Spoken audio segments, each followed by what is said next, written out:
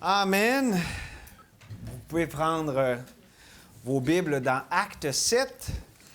On a lu le chapitre au complet, qui est quand même pas un petit chapitre. 60 versets, c'est quand même un assez long chapitre, mais on va lire le cœur du chapitre et je dirais, pour ceux qui aiment avoir du contexte, et j'espère que vous aimez avoir du contexte parce qu'un texte pris hors contexte est un prétexte.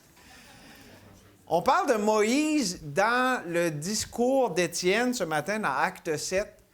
Et c'est vraiment important parce que les Juifs, spécialement le leadership spirituel d'Israël, faisaient un grand cas de Moïse. Ils se disaient disciples de Moïse et tout ça. Et c'est au cœur, littéralement, c'est au cœur du discours d'Étienne.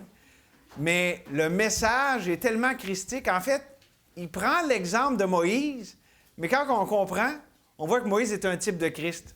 Et vous allez voir, on a des leçons de ça avec ce qu'on va considérer ensemble. Donc, c'est un message de la bouche d'Étienne, mais sur Moïse, et qui finalement nous parle de Christ.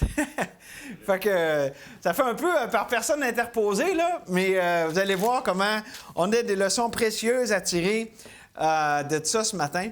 J'aimerais qu'on commence en lisant les versets 20 à 36. C'est vraiment la section qu'on va considérer ensemble. Puis ensuite, je vais prier puis vous partager une couple de petites choses ici que le Seigneur m'a mis à cœur. À cette époque naquit Moïse, qui était beau aux yeux de Dieu. Il fut nourri 3 mois dans la maison de son père. Et quand il eut été exposé, la fille de Pharaon le recueillit et l'éleva comme son fils. Moïse fut instruit dans toute la sagesse des Égyptiens. Il était puissant en parole et en œuvre. Il avait 40 ans lorsqu'il eut à cœur de se rendre auprès de ses frères, les fils d'Israël, et il en vit un qu'on outrageait, et prenant sa défense, il vengea celui qui était maltraité et frappa l'Égyptien. Il pensait que ses frères comprendraient que Dieu leur accordait la délivrance par sa main, mais ils ne comprirent pas. Le jour suivant, il parut au milieu d'eux, alors qu'ils se battaient, et il les exhorta à la paix. « Hommes, dit-il, vous êtes frères, pourquoi vous maltraitez-vous l'un l'autre? » Mais celui qui maltraitait son prochain le repoussa en disant, « Qui t'a établi chef et juge sur nous? Veux-tu me tuer comme tu as tué hier l'Égyptien? » À cette parole, Moïse prit la fuite, et il alla séjourner dans le pays de Madian, où il engendra 2 fils. 40 ans plus tard, un ange lui apparut au désert de la montagne de Sinaï, dans la flamme d'un buisson en feu. Moïse, voyant cela, fut étonné de cette apparition, et comme il s'approchait pour examiner, la voix du Seigneur se fit entendre. « Je suis le Dieu de tes pères, le Dieu d'Abraham, d'Isaac et de Jacob. » Et Moïse, tout tremblant, n'osait regarder. Le Seigneur lui dit, « Ôte tes souliers de tes pieds, car le lieu sur lequel tu te tiens est une terre sainte. J'ai vu la souffrance de mon peuple qui est en Égypte. J'ai entendu ses gémissements et je suis descendu pour le délivrer. Maintenant, va et je t'enverrai en Égypte. » Ce Moïse qu'ils avaient renié en disant, « Qui t'a établi chef et juge? » C'est lui que Dieu envoya comme chef et comme libérateur avec l'aide de l'ange qui lui était apparu dans le buisson. C'est lui qui les fit sortir d'Égypte en opérant des prodiges et des miracles au pays d'Égypte, au sein de la mer Rouge et au désert pendant 40 ans. Seigneur, on veut s'arrêter, considérer ce passage d'Écriture qui réfère à un passage des Écritures dans l'Ancien Testament et qui, en bout de ligne, Seigneur, te révèle toi. Et Seigneur, quelque chose qu'on voit dans l'histoire d'Israël, c'est qu'Israël a eu de la misère à reconnaître ses libérateurs. Ils n'ont pas reconnu Joseph du temps où est-ce que tu le suscitais comme libérateur. Ils n'ont pas reconnu Moïse. Et bien sûr, malheureusement, ils n'ont pas reconnu Jésus. Seigneur, on veut te reconnaître aujourd'hui dans toutes nos voies. Souvent, à cause de la souffrance, on ne reconnaît pas que tu es là pour libérer. Des fois, on te voit simplement comme un chef et un juge. Aide-nous à te reconnaître, Seigneur, comme le Dieu que tu es notre chef, mais aussi le libérateur de ton peuple. Tu es aussi le libérateur de ceux qui ne te connaissent pas encore. C'est toi qui sauves, c'est toi qui pardonnes. C'est toi qui amènes le salut, la délivrance de tout péché.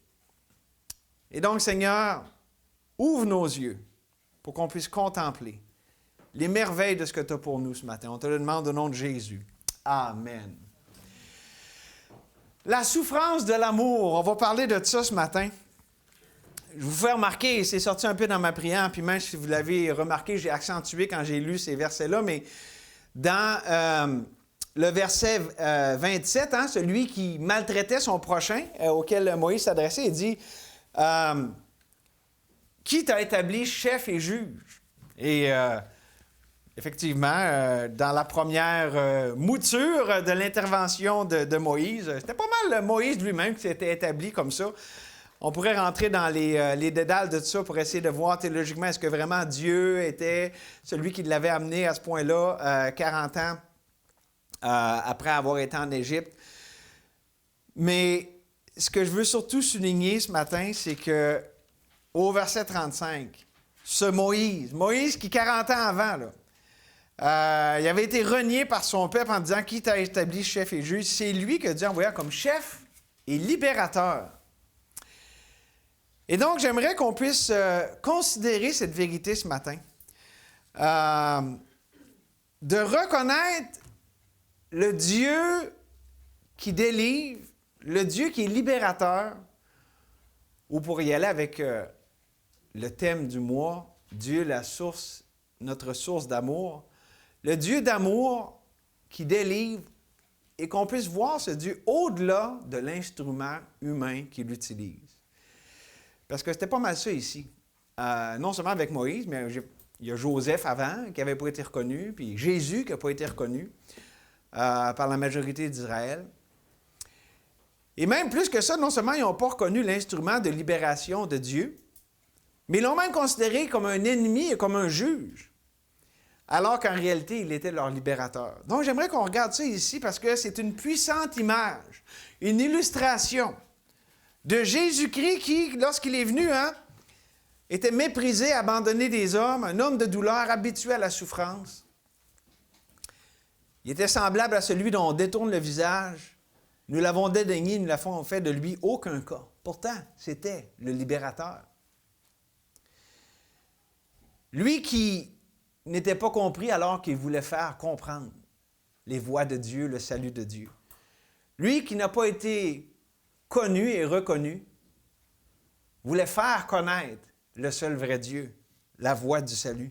Lui qui n'a pas été accepté, offrait pourtant la seule et la plus importante acceptation, celle de Dieu. Et donc, en ce sens-là, Jésus-Christ est littéralement ici l'incarnation de ce qui est illustré à travers Moïse.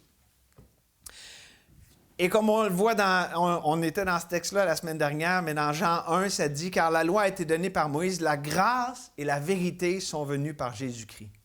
Personne n'a jamais vu Dieu. Dieu, le Fils unique, qui est dans le sein du Père, est celui qui l'a fait connaître. » Et Jésus est vraiment l'incarnation ici de cette vérité suprême de l'amour de Dieu. Dieu a tant aimé le monde qu'il a donné son Fils unique afin que quiconque croit en lui ne périsse point, mais qu'il ait la vie éternelle. Mais on voit qu'il y a un prix à ça. Ici, le chapitre, on pourrait dire, il termine mal, mais en fait, ça a été la clé de voûte qui a ouvert l'expansion de l'Évangile, parce qu'après le meurtre d'Étienne, l'Évangile s'est répandu, ils sont sortis de Jérusalem parce qu'il y a eu la persécution qui a été engendrée suite à tout ça. Bien, de la même manière aussi avec Christ, il est venu dans ce monde et il a aimé ce monde, mais il a souffert. La souffrance de l'amour. À cause qu'il aimait, il a souffert. Jésus est l'incarnation suprême de cette vérité que je vous répète souvent. Il a souffert pour le bien puis le péché des autres. Pas les siens, mais ceux des autres. C'est la souffrance de l'opprobre de la croix. Il en a pris tout le poids. Et ça, c'était le fruit du fait, c'est pas parce qu'il était méchant puis qu'il n'y avait rien de mauvais en lui. En fait, c'est parce qu'il était en relation parfaite avec le Dieu vivant, qu'il marchait avec le Dieu d'amour qui était venu pour faire connaître. Il allait à la source même de l'amour, Dieu lui-même. Mais il a payé le prix de la souffrance de l'amour. Et c'est ça que j'aimerais qu'on considère ce matin. Avec ce discours du premier martyr de l'Église. Martyr, ça veut dire témoin. D'ailleurs, en roumain, quand on dit témoin, on dit martyr, comme dans d'autres langues aussi. Et l'accent ce matin de notre message n'est pas tant sur Étienne que sur celui qui est au centre du discours d'Étienne, puis je pourrais dire littéralement, c'était comme le clou dans son cercueil. En parlant comme ça de Moïse, puis en l'utilisant comme un type de Christ et tout ça, ça l'accusait très fortement ceux à qui il parlait, parce qu'eux autres, ils se confiaient à Moïse, puis ils disent, vous vous confiez à Moïse, puis vous passez carrément à côté. OK? Donc, ce que j'aimerais qu'on voit, c'est très simple. 2 causes possibles de la souffrance de l'amour. Vous savez, on peut... Puis je pense pas qu'il y en a d'autres. En fait, il n'y en a pas d'autres. 2 causes possibles de la souffrance de l'amour. D'abord, la cause charnelle de la souffrance de l'amour. On voit au verset 25 que Moïse, avec son intervention auprès des gens de son peuple pour venger l'Égyptien, venger cet homme contre l'Égyptien qui le frappait, ça nous dit au verset qu'il pensait que ses frères comprendraient. Il pensait. Vous avez vu, ça nous parle de quoi, ça? Ses raisonnements. Ce que lui raisonnait, pensait. Parce que je crois que le problème ici, c'est que Moïse était au-devant de Dieu. Moïse était l'initiateur. Certainement que Moïse avait un sens de mission et d'appel de Dieu. Mais il ne s'est pas attendu à Dieu. C'est lui qui a pris les devants. Et ça, quelle image puissante de ce qu'on est quand on agit par la chair. Moïse ici avait des bonnes intentions. Mais il n'en reste pas moins qu'il agissait par la chair. Et ça, c'est vraiment une puissante illustration du fait d'aimer mal.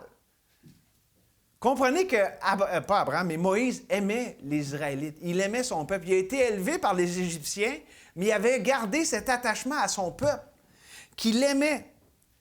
Mais il aimait mal. Pas parce qu'il faisait du mal, puis il voulait du mal de façon directe. En fait, c'est le contraire. Il voulait faire du bien, mais la source était corrompue.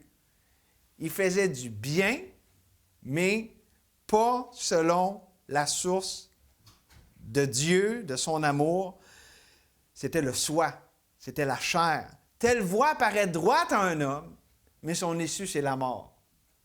Et ça, mes amis, là, si on est honnête et on fait le tour ici, là, on a tous vécu ça, on a tous fait ça de différentes manières, selon les différents patterns de notre chair, mais c'est comme ça que ça marche la chair. Spécialement chez un enfant de Dieu. On veut faire le bien, mais le mal est attaché à nous, et si on ne marche pas par l'esprit, on va accomplir les désirs de la chair. Ce n'est pas nécessairement des choses qui paraissent aussi mauvaises et corrompues qu'elles le sont, mais savez-vous quoi? Vu que la source est corrompue, l'issue, c'est quoi? C'est la mort. C'est la corruption. Ça ne peut pas être bon. Et aucune quantité, aucun niveau de bonnes intentions ne peuvent y mettre la vie de Dieu. C'est ça le problème. Si je veux aider quelqu'un avec toutes les bonnes intentions, mais que c'est ma chair, c'est la mort. Les bonnes intentions ne vont pas mettre de la vie.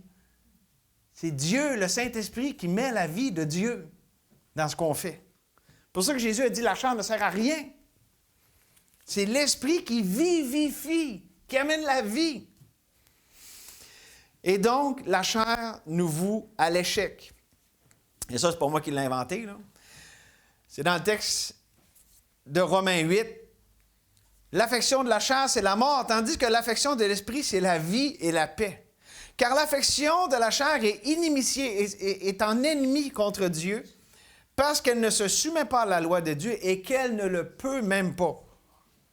Or, ceux qui veulent vivre selon la chair ne sauraient plaire à Dieu. Mais Seigneur, j'ai des bonnes intentions, puis je les aime, ces personnes-là, puis je veux les aider. Si c'est ta chair, ça ne plaît pas à Dieu. C'est pas les bonnes. Faut vraiment qu'on comprenne ça. C'est pas les bonnes intentions qui font que ça va plaire à Dieu. C'est vie ou mort, esprit ou chair. C'est une question de dépendance de Dieu. Et ici, le problème de Moïse, pourquoi est-ce que la souffrance de son amour, parce qu'il aimait, hein? Le problème, c'est que la source était la mauvaise dépendance. Et là-dessus, il y a quelque chose vraiment d'important ici à comprendre. Quand il dit, il pensait que ses frères comprendraient que Dieu leur accordait la délivrance par sa main, mais ils ne comprirent pas. Bon, est-ce que Dieu l'avait déjà appelé à ce moment-là? Puis est-ce que vraiment c'était là le timing? Je me suis déjà posé la question, vous pouvez vous la poser, on ne va pas s'arrêter trop là-dessus. Mais on peut s'entendre que Moïse avait un sens de l'appel de Dieu sur sa vie. Il y avait un sens que Dieu l'appelait à faire une différence avec ce peuple qui était opprimé, avec ce peuple qui vivait de l'injustice. Et là-dessus, je m'utilise comme illustration ici. Je dois vous parler en tant que pasteur de cette Église. Comme Moïse, j'ai été souvent plein de bonnes intentions, à faire des bonnes choses.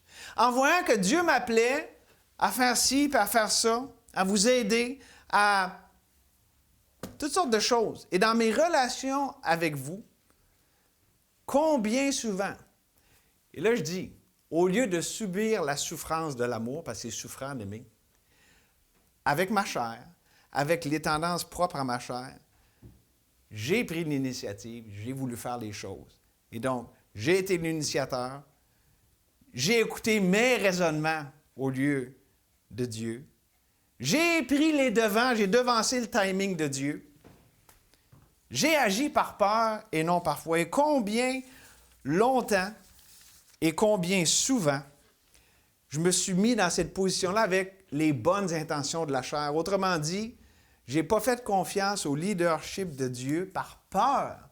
Il ne faut pas que ça déraille, puis il faut que ça aille bien.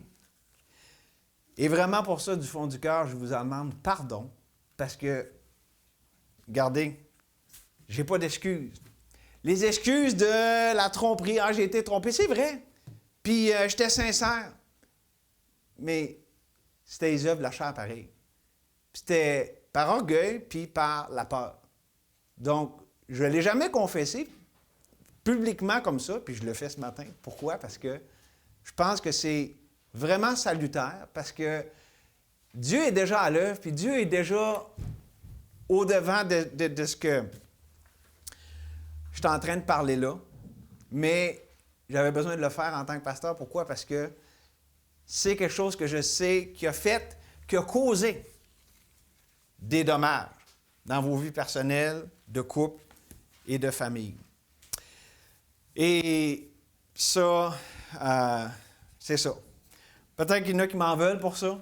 C'est pour ça que je vous demande pardon, parce que le mal est fait, mais je sais que l'amour de Christ puis la bonne disposition de votre part et cet amour, justement, qui couvre une multitude de péchés, je suis confiant que Dieu va rebâtir et continuer son œuvre comme il l'a fait déjà de tellement belle façon depuis maintenant. Et maintenant, pour retourner à notre texte ici avec Étienne et le leadership d'Israël, comme avec Jésus, okay, parce qu'ici, le leadership d'Israël est en relation avec Étienne, mais avant, il avait été en relation avec Jésus, bien, il se sentait menacé par l'autorité de Jésus. Puis là aussi, il se sentait menacé par l'autorité avec laquelle Étienne y parlait. L'insécurité. Ça a comme rapport aussi avec les affaires que je viens de vous parler avant. Pour moi, personnellement. Puis depuis que je commence à apprécier puis à vivre la sécurité que j'ai en Jésus, bien, la puissance de cette peur est brisée. Mais ici, il y avait vraiment cette question, il se sentait menacé par l'autorité de Jésus par laquelle Étienne proclame son message. Mais il y a une ironie dans notre texte ici.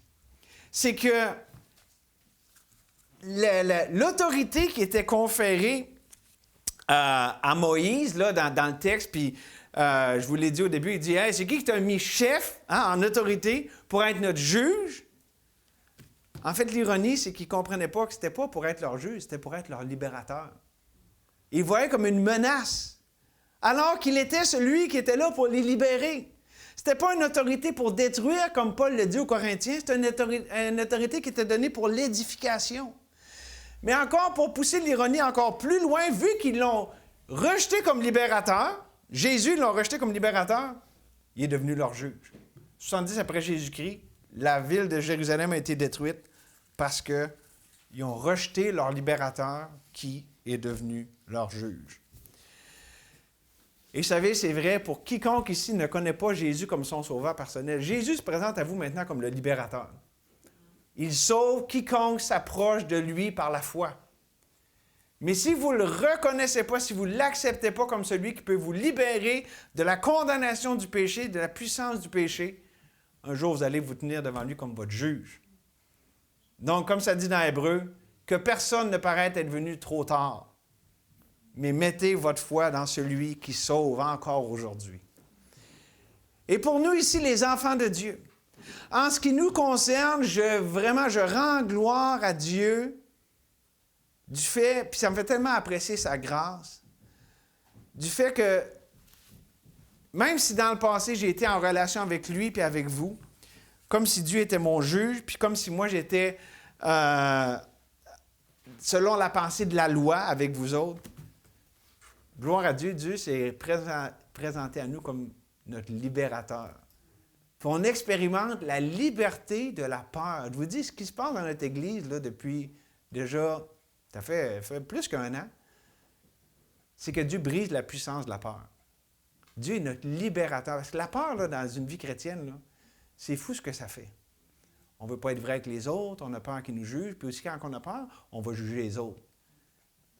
Puis là, ça donne des relations vraiment tendues, puis pas vraies. Puis l'hypocrisie, puis tout ce qui vient avec. Et Dieu, dans sa bonté, est en train de briser ça. C'est pour ça que je me sens pas menacé, je ne me sens pas en danger d'être vrai avec vous autres, parce que cette puissance-là est brisée. Peut-être que là, je ne sais pas combien de temps, j'aurais jamais osé parler de même. Mais je sais que Dieu est à l'œuvre, puis que ça fait partie de cette œuvre de libération, justement. Et ça m'amène à la deuxième cause possible de la souffrance de l'amour. Ça peut être par la chair. Puis je vous l'ai confessé, moi j'ai bien souffert dans ma vie à cause de ma propre chair, puis je l'ai fait souffrir d'autres. OK? Mais aussi, la deuxième possibilité, il peut y avoir la cause spirituelle de la souffrance de l'amour. Ça peut être la chair, mais ça peut être l'esprit. Regardez au verset 30 ce que ça dit. C'est quoi les premiers mots? 40 ans plus tard. Ça, c'est 40 ans d'apprentissage spirituel de Moïse. Il a appris à aimer. Il a appris à dépendre de Dieu. Il a appris c'est quoi la vie de la foi. 40 ans avant, il était prêt, Seigneur, let's go, puis la chair avait les devants. 40 ans plus tard, il apprenait que, attends un peu, là, la chair, ça ne sert à rien. Bon, il n'y avait pas les mots de Jésus encore, là, la chair, ça ne sert à rien, c'est l'esprit qui vivifie. Mais Dieu l'a enseigné, ça c'est certain. Il a appris à mettre Dieu en premier, puis ainsi à défendre. Puis écoutez bien, là, c'est facile, la vie de Moïse, c'est 3 fois 40. Il a vécu 120 ans, 40 ans en Égypte, 40 ans dans le désert, puis 40 ans avec la libération du peuple de Dieu. Bien, 40 ans du milieu, là, ça a été l'apprentissage pour ce qui venait, mais aussi ça a été, puis là, permettez-moi l'expression, le désapprentissage de tout ce qu'il avait vécu pendant 40 ans en Égypte. Il avait appris les voies du monde. Il avait pris pas mal de mauvais plis. Là, ça nous dit qu'il avait été éduqué selon la sagesse et la puissance des Égyptiens. Hey, c'est pas pire, ça? Hey, c'est une bonne sagesse, de la puissance. Dieu a dit ça ne sert à rien, ça. Mes amis, il y a quelque chose de fort là-dedans. Notre chair a appris des bonnes affaires, là, des bonnes façons de s'en sortir, là, selon la sagesse et la puissance de ce monde. Mais si ça prend 40 ans, ça prendrait 40 ans pour dire que Dieu nous dit ça ne sert à rien, ça, mon ami. C'est pas comme ça que mon royaume se bâtit. C'est pas comme ça que ma libération s'expérimente. C'est pas avec la sagesse et la puissance des Égyptiens. Fait que ça prendra peut-être 40 ans, mais sais-tu quoi? Il faut que tu désapprennes tout ce que tu as appris. Ah, tiens, ça ressemble peut-être à ne vous conformez pas au siècle présent, mais soyez au contraire transformés par le renouvellement de l'esprit, afin que vous discerniez, que vous compreniez que la volonté de Dieu, elle est bonne, elle est agréable, puis elle est parfaite. C'est ça qu'il a vécu pendant 40 ans. Il a vécu un nouvel apprentissage. La voie de Dieu est tellement meilleure que celle du monde. Et foncièrement, c'est ça d'apprendre à aimer. C'est ça la voie de la souffrance de l'amour, qui n'est pas selon notre sagesse, mais qui est selon la pensée de Christ qui habite en nous, qui n'est pas selon notre force, sagesse des Égyptiens, non, celle de Christ. Puis, qu'est-ce que l'Éternel dit dans Zacharie? Ce n'est ni par la puissance, ni par la force, mais c'est par mon esprit, dit l'Éternel des armées. Donc, sagesse et puissance des Égyptiens, ça ne sert à rien. C'est la sagesse de Dieu et la puissance de Dieu. Vous pouvez y tourner, mais regardez dans 2 Corinthiens au chapitre 3.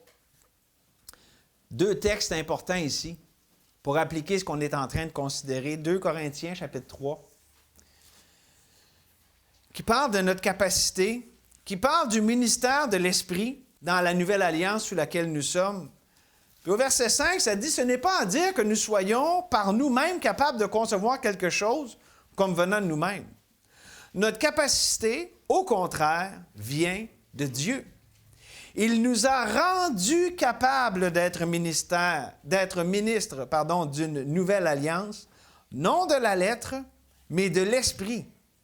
Car la lettre tue, mais l'esprit vivifie. » Regardez aussi le verset 17 et 18. « Or, le Seigneur, c'est l'esprit. Et là où est l'esprit du Seigneur, là est la liberté. Nous tous dont le visage découvert reflète la gloire du Seigneur, nous sommes transformés en la même image de gloire en gloire par l'Esprit du Seigneur. » Ces versets nous parlent du ministère du Saint-Esprit dans nos vies. Et savez-vous quoi? Cet apprentissage de l'Esprit, ce n'est pas la configuration par défaut. C'est pas « Ah, ben tiens, ma chair va s'améliorer, puis là, je vais marcher selon les voies de l'Esprit. » Non, ça s'apprend. Et je dirais, ça s'apprend douloureusement à l'école de la souffrance. Et là, je vais vous développer un peu ça parce que c'est important qu'on en parle. Mais je vais même en mettre plus. À l'école de la souffrance, on pourrait dire la communion des souffrances de Christ. À l'école de l'échec, ou des affaires qui ne vont pas comme on aurait voulu. « Hey, Seigneur, peux-tu m'enlever cette écharpe dans la chair? » Non, Paul, je t'ai donné tellement des grandes révélations merveilleuses, je te laisse parce que ma grâce te suffit. Ou à l'école des déceptions. On peut être déçu des fois par les personnes. Hein? Écoutez ce que Paul dit dans Philippiens. C'était triste. Des fois, tu regardes la vie de Paul et tu dis « Ouais, c'était pas des vacances, toutes dépenses payées en Méditerranée, là, les voyages missionnaires de Paul. » Écoutez ce que c'est dit dans Philippiens 2. « Car je n'ai personne ici qui partage mes sentiments. Pour prendre sincèrement à cœur votre situation, tous, en effet, cherchent leurs propres intérêts et non ceux de Jésus-Christ. » Ça, c'était l'école. C'est la douloureuse école de la souffrance, de l'échec et de la déception, par lequel on apprend à aimer, par lequel on apprend à souffrir pour le bien puis le péché des autres. C'est souffrant d'aimer. C'est la communion des souffrances de Christ. Encore, je vous demande, vous êtes dans 2 Corinthiens, vous pouvez tourner dans 1 Corinthiens chapitre 13. Un passage connu. Mais si on dit que vous voulez faire votre pense-bon, là, ça vous arrive-tu des fois, vous voulez faire votre pense-bon? Hey, moi, je suis un bon chrétien, là, puis... Moi, j'aime vraiment, là. Parce que souvent, quand on se dit qu'on est un bon chrétien, c'est parce qu'on est un expert de la vérité. Hey, moi, je connais la Bible, puis je suis capable de bien discerner, de dispenser droitement la parole de vérité. Mais ce que 1 Corinthiens 13 fait, il nous teste sur l'amour. OK, tu connais bien la vérité. Est-ce que tu aimes bien? Est-ce que ton amour est christique? Est-ce que ton amour est par l'Esprit? L'amour est patient, il est plein de bonté, l'amour n'est point envieux. Je suis au verset 4, excusez. L'amour ne se vante point, il ne s'enfle point d'orgueil. Verset 5, il ne fait rien de malhonnête, il ne cherche point son intérêt, il ne s'irrite point, il ne soupçonne point le mal. Il ne se réjouit point de l'injustice, mais il se réjouit de la vérité. Il excuse tout, il croit tout, il espère tout, il supporte tout. Mes amis, c'est là l'un des passages les plus réalistes et donc douloureux pour notre chair. Tu sais, notre chair, elle peut être très trompeuse. Notre chair peut se justifier en disant, ben, je ne suis pas si pire comme chrétien. Quand même, moi, je trouve que j'aime quand même assez bien. Passons-nous au test ici, là. Est-ce que vraiment je souffre pour le bien puis le péché des autres à la lumière de ces versets-là qu'on vient de lire? Et là, je vais amener une leçon tellement importante sur la cause spirituelle de la souffrance de l'amour. On sait que la chair, on connaît bien ça, mais pourquoi je n'irai pas à la cause spirituelle? Pourquoi je n'irai pas par l'Esprit, le ministère de l'Esprit qu'on considère depuis quelques instants là, dans le deuxième point? Écoutez bien ce que je vais vous dire. La parole nous appelle à croire où? C'est où qu'on croit? Dans notre cœur. Puis c'est où qu'on s'humilie? Écoutez Ésaïe, il va nous dire, lui, où qu'on s'humilie. Car ainsi parle le Très-Haut, dont la demeure est éternelle et dont le nom est saint. J'habite dans les lieux élevés, dans la sainteté, mais je suis avec l'homme contrit et humilié, afin de ranimer les esprits humiliés, afin de ranimer les cœurs contrits. La contrition, l'humiliation, c'est dans le cœur. C'est pas quelqu'un qui, ben là, je pense à Dieu, puis là, je m'humilie. Non, c'est quelque chose du cœur, du fondement de notre être. Donc, la foi, l'humilité est dans le cœur. Les raisonnements et les imaginations, pour leur part, où sont-elles? Où sont-ils? Dans notre tête. La cabeza. La caboche.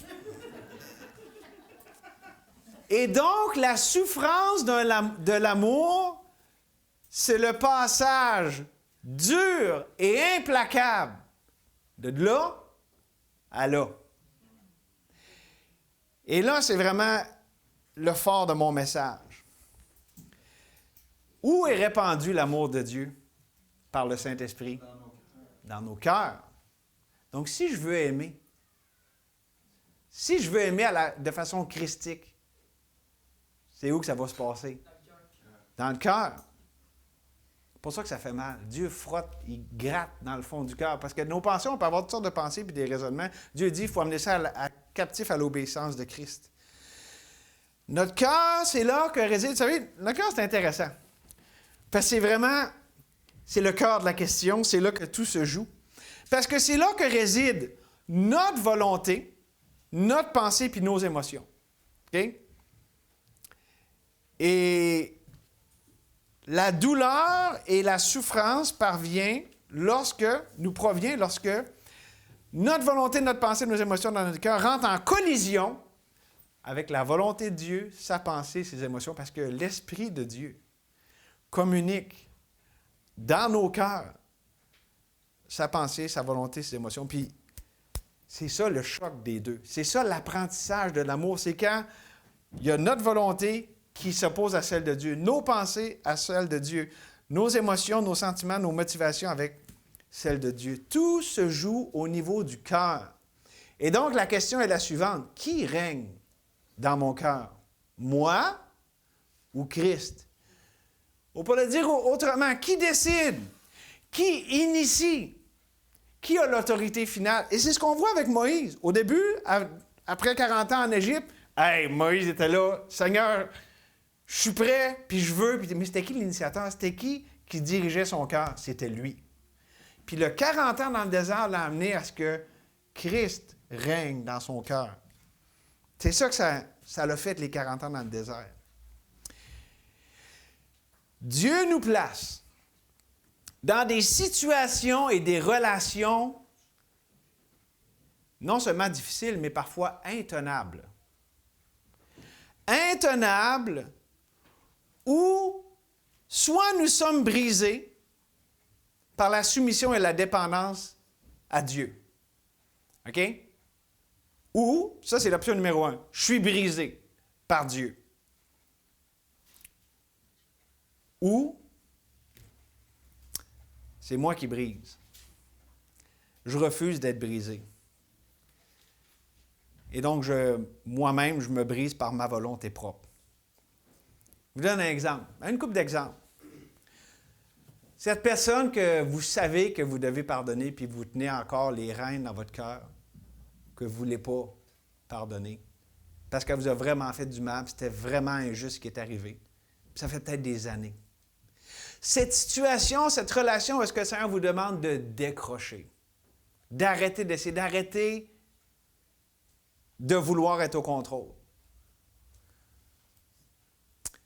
Cette blessure qui fait mal encore après même des années que le Seigneur veut vous laisser aller, que vous lui apportez à lui le médecin de nos maux, le baume de Galade. Cette blessure qui fait mal, qui est légitime, puis que vous pouvez justifier, puis peut-être que vous l'avez justifié pendant des années avec toutes sortes de raisonnements, au point que c'est devenu une forteresse dans vos cœurs. C'est de ça qu'on parle. C'est ça la souffrance de l'amour. C'est ça le prix d'aimer.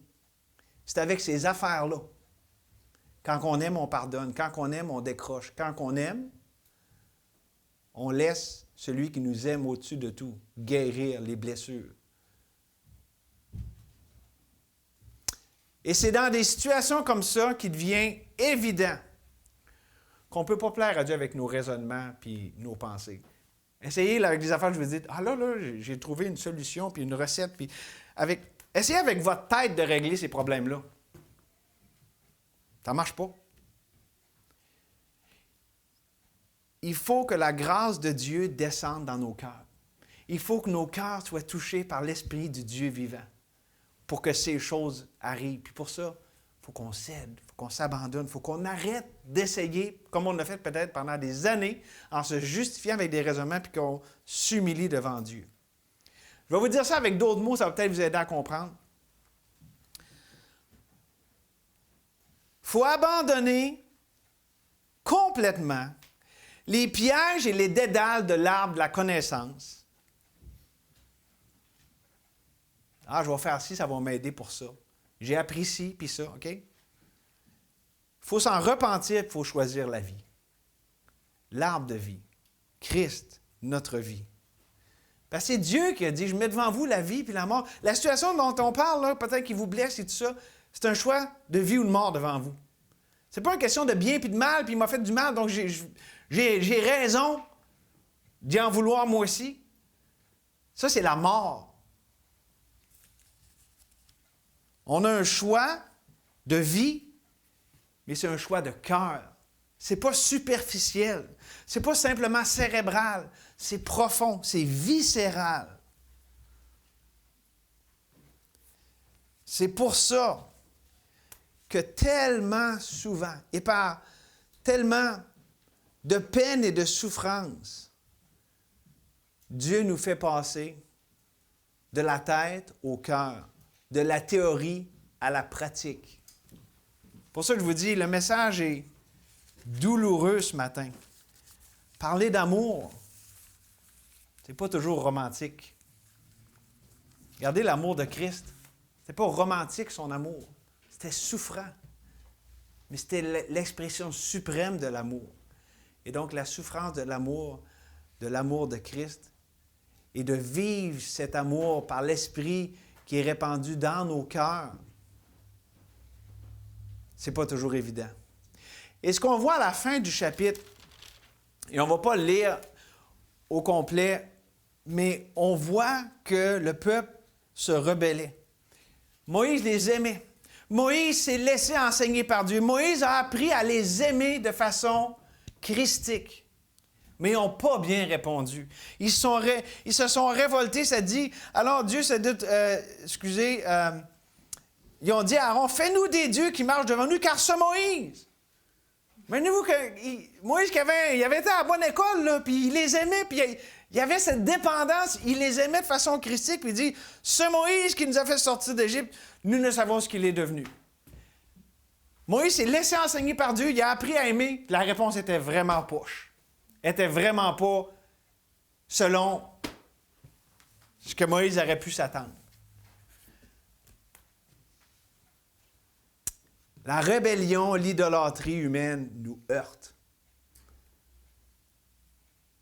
Et souvent, c'est là que beaucoup, étant heurtés à ça,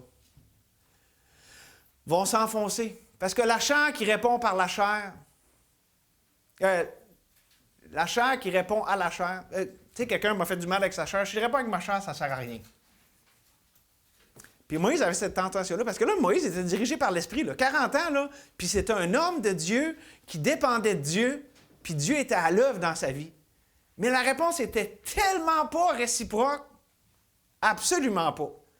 C'était frustrant, c'était choquant. Et souvent, c'est là que beaucoup d'entre nous décrochent. Comme parents, des fois comme dans un couple, dans une église. Hey, Seigneur, j'apprends tes voies puis je marche par l'Esprit. Comment ça que les autres, ils comprennent donc bien pas? Comment ça qu'ils sont rebelles de même? Ben, c'est avec ça que je conclus. C'est là que vient le choix, encore plus, de continuer à dépendre de Dieu, de demeurer en lui. Parce que,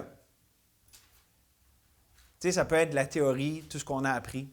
Seigneur, j'apprends à marcher ton esprit, mais la réalité là, de notre foi, de marcher par l'esprit, d'être affranchi de la loi du péché puis de la mort par la loi de l'esprit de vie qui est en nous, c'est là que ça se passe. C'est là qu'il faut dire, Dieu, merci pour ta grâce, merci pour ce que tu as fait, mais je vais tout le temps dépendre de toi. Je veux continuer à dépendre de toi là-dedans. Parce que tu sais quoi? Alors que tu guéris mon cœur, j'ai des nouvelles blessures. C'est quand même assez... c'est pas très évangile de la prospérité, mon message le matin, là. Mais je veux terminer avec ça. Mais c'est le trésor de Christ. On a peur de souffrir. Puis la chair, là, tu dis souffrance, la chair à part à courir de l'autre bord. Elle veut rien savoir de souffrir. Mais l'Esprit de Christ en chacun de ses enfants, vous êtes un enfant de Dieu, l'Esprit de Christ en vous soupire après Christ. Et ne laissons pas la souffrance. La souffrance relationnelle, la souffrance de souffrir pour le bien puis le péché des autres. Ne laissons pas cette souffrance puis tout ce qui va avec nous priver de la grâce de Dieu, nous priver du fait de découvrir Christ comme étant notre plus grand trésor, parce que c'est là qu'il est. Étienne, pensez-vous qu'il est mort avec des regrets, puis il est mort honteusement, il est mort glorieusement. C'est le premier martyr, puis quand il est mort, même, bon, il y avait tous les gens qui tiraient des roches, qui a fini par enlever sa vie. Mais il a vu la gloire de Dieu, puis il a prié pour ceux-là qui étaient en train de faire du mal. Pour moi, c'est pas mal une mort glorieuse, ça. Et c'est à ça que Dieu nous appelle. Et donc, voulez-vous le cauchemar de dépendre de la chair puis de l'arbre de la connaissance pour essayer d'aimer les autres? Ou vous voulez la beauté et la grâce de dépendre de Dieu le Saint-Esprit, pour découvrir et apprécier le Dieu vivant? Donc, où tu te situes ce matin? Dans quel domaine que tu es? Pour l'amener avec ce qu'on a amené, es-tu dans le domaine cérébral? Est-ce que ta foi, c'est des choses que tu penses, mais qui n'ont pas descendu jusqu'au cœur? Et comment ça descend? C'est quand ça fait mal.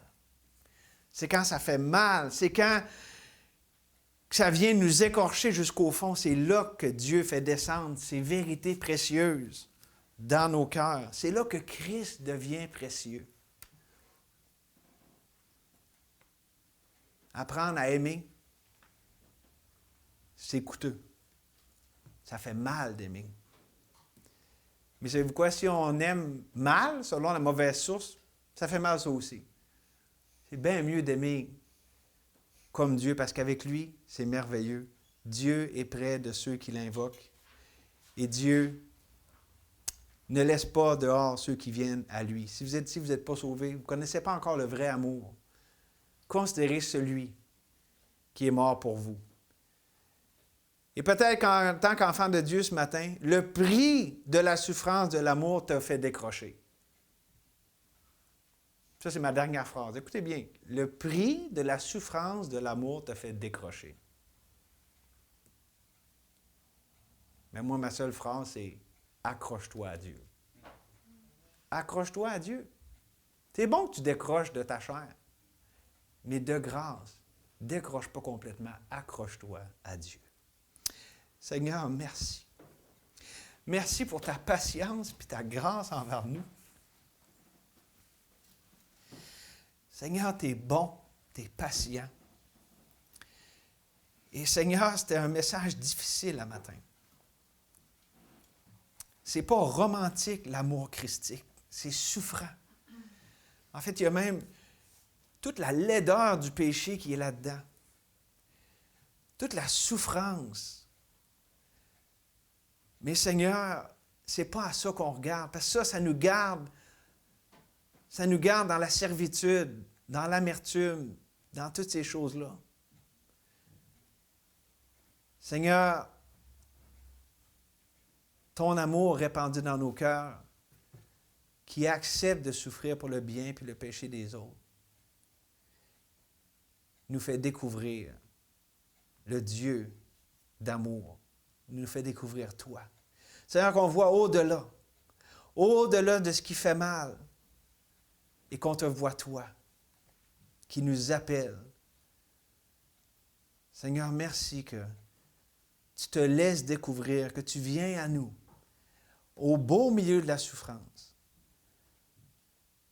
Seigneur, merci que ton amour n'est pas de ce monde. C'est pour ça qu'on souffre lorsque tu aimes à travers nous, lorsqu'on te laisse nous apprendre à aimer. Comme Moïse. Il n'a pas eu ben de récompense ici-bas. Il n'a même pas pu rentrer dans la terre promise. Mais ta parole dit qu'il a été fidèle dans toute ta maison. Il s'est accroché à toi. Seigneur, c'est ce qu'on fait, on s'accroche à toi. Que personne ici ne décroche, ne lance la serviette. On s'accroche à toi, notre Dieu. Merci pour ce temps. Au nom de Jésus. Amen.